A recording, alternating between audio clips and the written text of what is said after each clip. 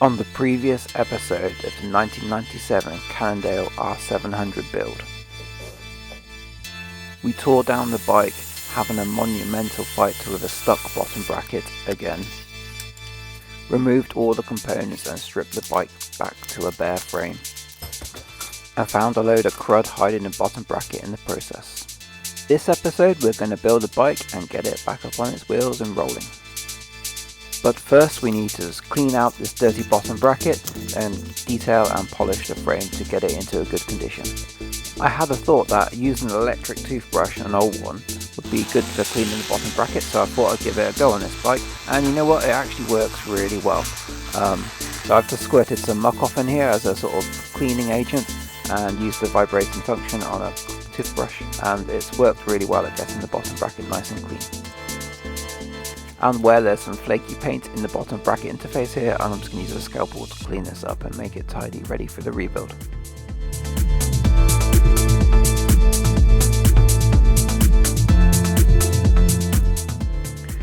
To clean the frame, I use some automotive car wash in a squirty bottle at relatively high concentration, and just spray it down on the frame and give it a microfiber to clean it all off. And then I'm going to use a heat gun on this Cycles Tacnex sticker to remove it from the bike.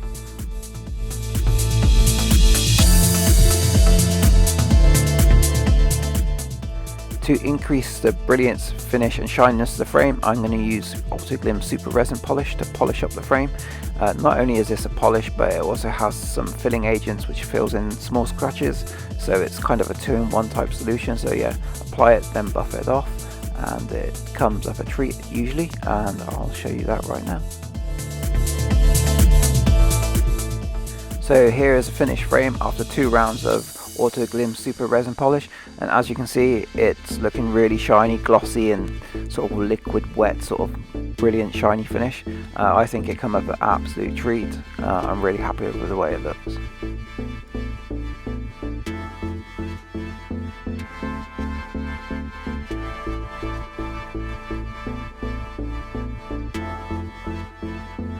There's still a few flaws in the frame. As you can see, there's a small dent in the top tube there I'm not overly happy about, but I can live with it. Overall, I'm like really impressed the way this bike comes out. Yeah, like the luster of the frame looks brilliant to me, I think, and yeah, I'm actually really happy with the way it comes out after this.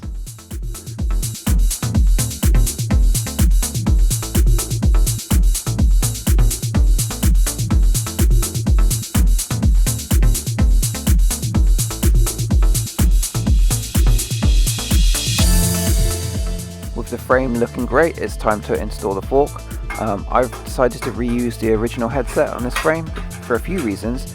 First off, it's an inch A headset system, which is a bit unusual, and the headset it comes with uses like needle roller bearings rather than like ball bearings, so it's quite a different headset, and it's original and in good enough condition to reuse. So I just cleaned up the bearings using some solvents like white spirits to remove all the old grease, and I've just rebuilt it using the original components. I'm just going to load up the headset now with loads of extra grease, because like it does spill out what's excess, so I'll just load it up as much as possible and rebuild the headset of the bike.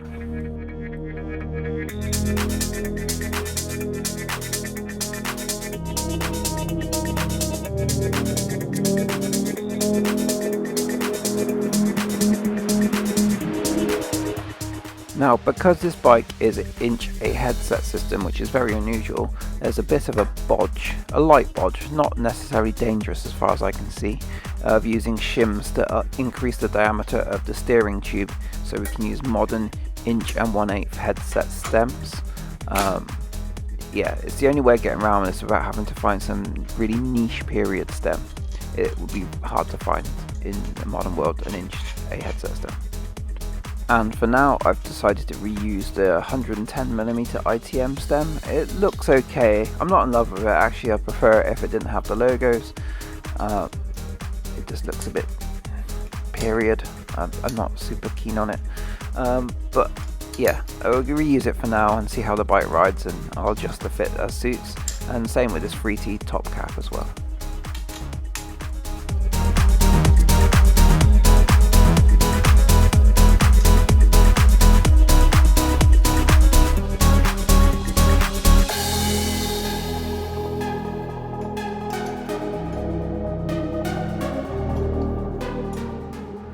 the stem installed and cinched down, it's time to start installing the drivetrain on this bike. And let's start at the bottom bracket using plenty of grease again. I'm going to install some Shimano R500 bottom bracket cups, I think, off the top of my head. I think the R500 anyhow. I'm just going to install these. Normally they're just normal thread ins, and be cautious of installing left on left and right on right, and be aware that you're not cross-threading the threads when winding them into the frame.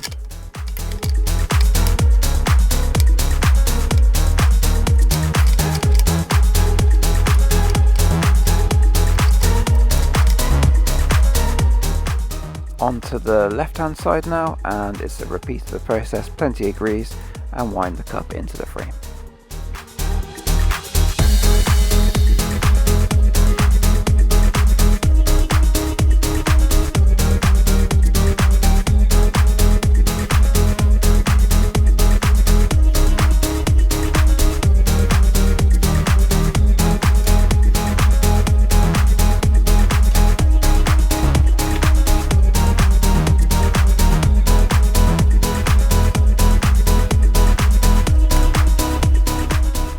So it's time to sort of give it some direction for the build of this frame, and I'm going to go for a kind of like a hill climb build on this bike. So I'm going to use this GRX 812, I think, chainset. It's the higher end Ultegra level chainset, the hollow crank arm version, and it's got a 40-tooth chainring. So my ambition for this bike is to fill a bit of a hole in my quiver and have a semi-hill climb bike. I've got a Venge, and I've got an Enduro Race, and I've got a Cat 10. So I wanted something a bit more unusual, clean looking, and also retro. So it's kind of retro with a modern twist, with a modern drivetrain. So yeah, going to go for a one by on this one. I could have reused the 105 chainset that came with this bike, with a square taper bottom bracket with a, let's say, a race face chainring, but I really just like the look of this modern GRX chainset, and it was for sale for a reasonable price, so I thought I'd treat myself and get this, because to be honest, I just really like the way it looks, and I think the black and yellow is a really good contrast look going for the bike, rather than the silver that the original one was. So yeah, we're going for a slight black and yellow sort of theme for this bike, so yellow frame, black components.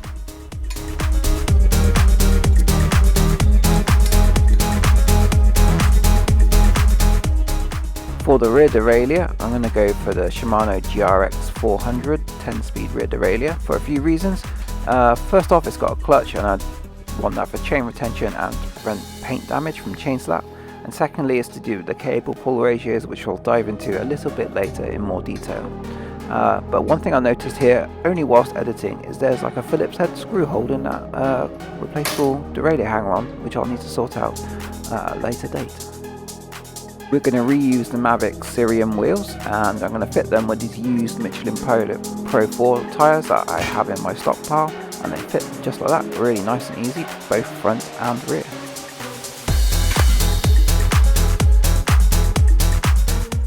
Let's grease up this free hub in preparation for the cassette, and the cassette we're going to go for is a 10-speed Shimano XT 11-36. This is a really nice lightweight cassette, I think. All the cogs are steel, but they've got quite large aluminium carriers, so it's very durable and will suit the build very nicely, I think. I've had to go for a 10-speed system on this bike because I wanted to reuse these wheels, and the free hub spacing is a 10-speed version. In the late to mid noughties, maybe 2010 time, they increased the width of most HG free hubs by 1.8mm to allow the use of 11-speed road cassettes. But this has the original 10-speed size cassette body, so we've had to stick with a 10 to reuse these wheels.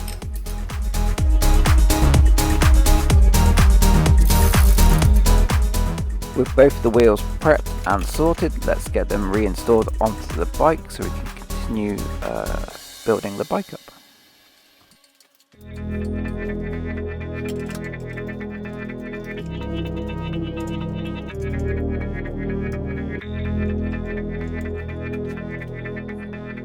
So before we can install the shifters, we need to install some handlebars, and I've decided to treat myself to these Ricci Bacquiano RL1 bars, which are a gravel adventure bar, but they have a shallow drop and a very light flare It's something I find very comfortable, they're affordable and relatively cheap, so I've decided to go for these for the build. And this is me just doing sign language to explain they're flared both in two planes in 12 degrees. When installing bars, I like to position them initially with the sort of end of the bar perpendicular to the floor plane, and then reposition them from there. I find that's sort of a good starting point to go from. For shifters, I've decided to go for Tigra 4700. These are cool shifters because they are compatible with not only the Tigra 10-speed stuff, but also all the current 11-speed Shimano shifters and derailleurs, and so you can install the clutched type derailleurs. The old 10-speed stuff won't work, interestingly, but yeah, let's get these installed and get the brakes installed as well. And I've gone for these black 105 brake calipers. I like these because they've got plenty of tyre clearance, and for this bike they're black, so it really suits the build. So with all our major drivetrain components installed, let's get them all cabled up. And this is a really sort of time consuming process, so I'm just going to sort of montage this. There's lots of cable trimming and faffing around to try to get everything nice and perfect and sort of twist and turn correctly. And the only really way to get experience with this is to do it multiple times on multiple bikes. I'm no expert at this, so take everything you see with a pinch of salt. But I think I've got it to a really nice place where the cables are relatively short, have no sort of feedback into the steering system, and yeah, look pretty neat and tidy. That's the most important thing. I'd say one of the downsides of this frame is having the cable stops on the down tube, be the old sort of multiple version ones where you could put like a friction shifter on a down tube if you really wanted to, but other than that, I think it looks pretty tidy. The negative side has been there's an unused cable point on the left hand side of the bike where the front derailleur shifter cable would be. Ideally, I would like to come up for another use for this unused sort of shifter mount position, as it's got a threaded feature on it, so I could 3D print something up cool to mount on there, but I'm just not sure what at this stage. So yeah, it's something I'm musing over to this day. I'd like to take advantage of it, but I'm not sure what or and or how. So if you've got any ideas, please leave them in the comments. But yeah, as we're coming towards sort of the end of this sort of cabling montage here, I'm just adjusting the brake pads and getting everything sort of all hunky-dory so it shifts nice and brakes nice and everything's lined up and sort of looking good and operating as I want it. Yeah, I think it's looking pretty good so far at this stage. The last sort of cabled bit to adjust here is the rear brake as I'm just moving on to it. And yeah, this went well as well. Like there's no sort of negative sides of building this bike up, really. I was just getting that bottom bracket clean, and getting these brakes sorted out was relatively simple compared to some of the things I've done recently. Yeah, these old cantilever style, I still think there's definitely a place for them in road cycling and not just move everything to discs. So that's my kind of opinion on it at the moment. I've gone full circle from discs back to sort of road calipers. Yeah, I think they're pretty good. Anyhow, chain next. One thing I did notice was I've bought a 114 link SRAM chain for this build. I just like SRAM chains, and it was exactly the right size out of the box. So if you're doing a 1x build, it's probably better to look for the 118 links or 126 link chains. I always find it a fiddle on the current generation of Shimano rear derailleurs to get access to the cable tightening point. It's one of those things. I think it could be improved. Pedals, I'm going to go for some super cheap M520, my favourites. I've got these on many bikes, they're between 20 and 30 pounds at many shops. I've got these from Decathlon, I think they're 22 pounds at the time on sale. These pedals are great.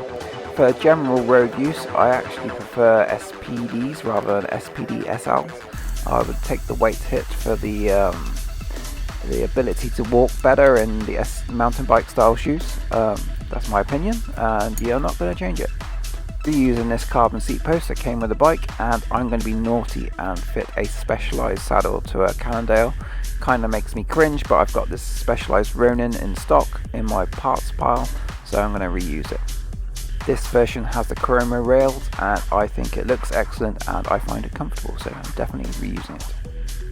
For the bar tape, I've decided to go for Cannondale Macro Splash, as it's kind of like the retro style that was on the bike, and it suits the frame down to a T, I think. And the red and black is a bit better than the yellow and red. The red still brings out the colour in the logo, Cannondale logo, and it won't show the dirt as much as the yellow. So yeah, this is a good compromise, I think, and suits the bike down to a T. Yeah, I really love the way this Cannondale bar tape works on this bike overall.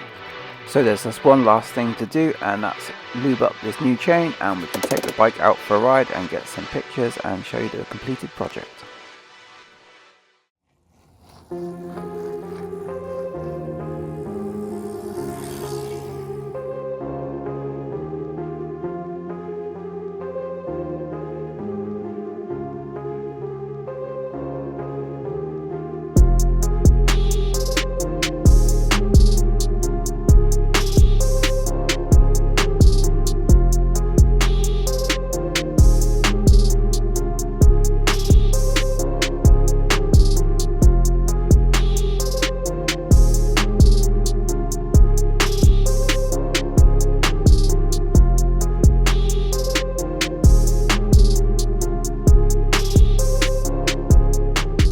So I hope you enjoyed that little photo montage, and here's the bike. It's a quick fly around on video, all built up, and I think it looks awesome. There's a few little changes I still like to do, but I won't get into them on this video.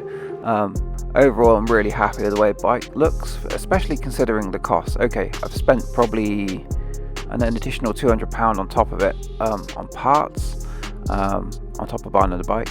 But I think, yeah, for all in, and there's a lot of parts bin specials on this bike from my stockpile.